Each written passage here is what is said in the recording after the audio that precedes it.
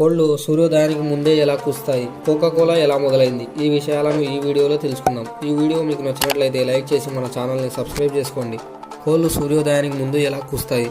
మరికొద్దిసేపట్లో సూర్యోదయం కాబోతుందన్న సంకేతాన్ని కోళ్లు కూయడం మనం చూస్తుంటాం.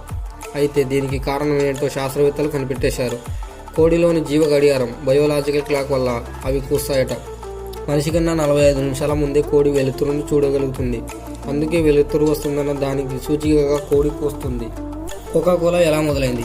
అట్లాంటాకు చెందిన డ్రగ్ తయారీదారుడు జాన్ పెంబర్టన్ తలనొప్పి, నరాల సమస్యలకు వైన్ కోకాను కలిపి 1850లో ఓ ఔషధాన్ని తయారు చేశాడు.